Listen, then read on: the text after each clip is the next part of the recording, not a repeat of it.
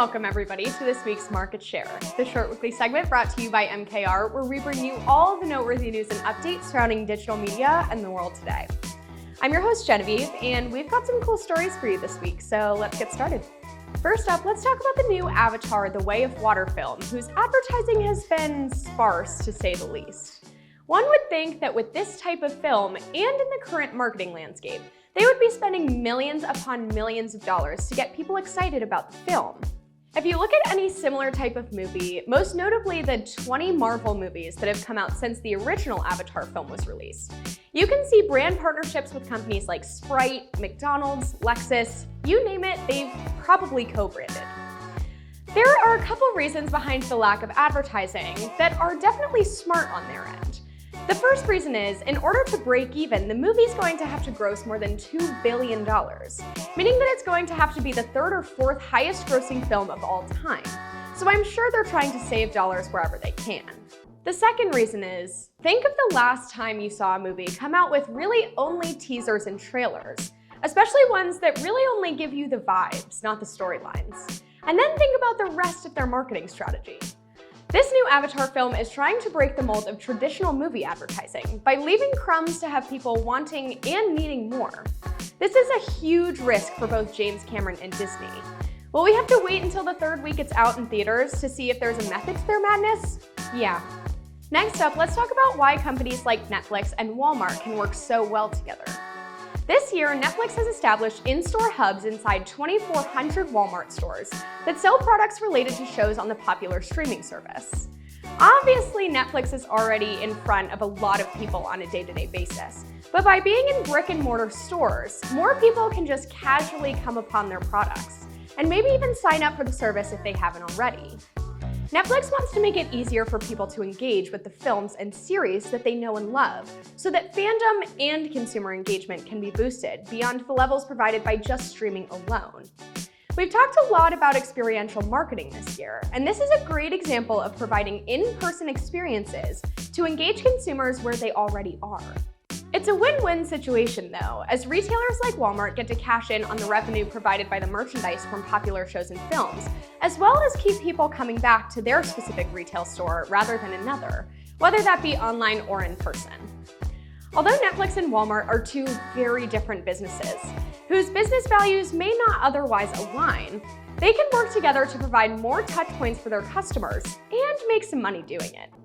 Third up this week, let's dive into music labels and their enforcement of unlicensed music and brand social media posts.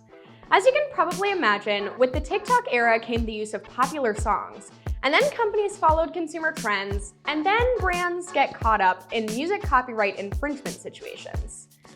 For example, the energy drink maker Bang saw huge success from leaning into short-form video trends and using popular sounds in their social media strategy.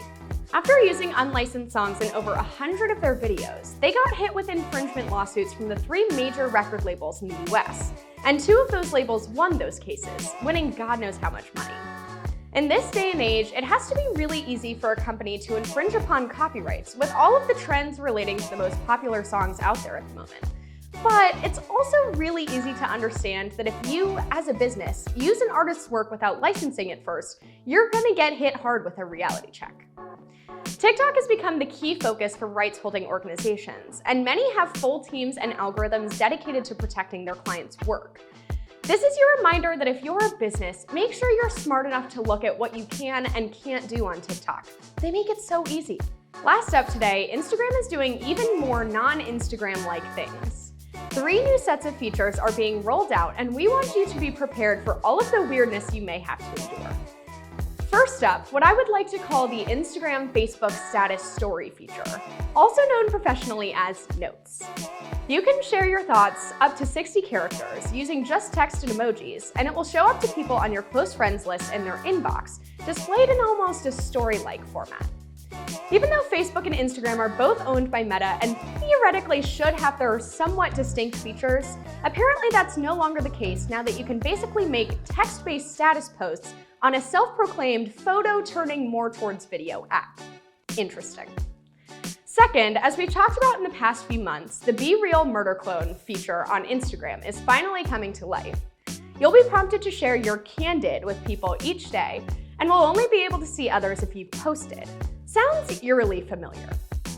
Finally, 2 ways to collaborate with groups. 1. Group profiles. So you can create and join a new type of profile to share posts and stories in a dedicated profile with friends. This poses a couple of potential issues. A, if you let everyone join, the profile will turn into something not so aesthetically Instagram and more so like a messy Reddit thread. B, if you don't let everyone in, you're almost creating a too exclusive environment, likely to hurt more young adults than the platform already does. The second way to collaborate with friends, I will give Instagram is a great idea. You can now create shared saved folders with your friends, so if you see a video or an outfit or a meal that reminds you of your friend, you can save it for both of you forever.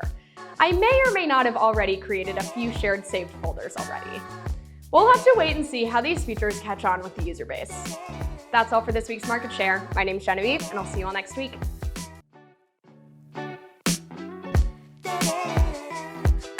One would think that nope, immediately no. If you look at any similar type of movie, most notably the 20 Marvel, Marble.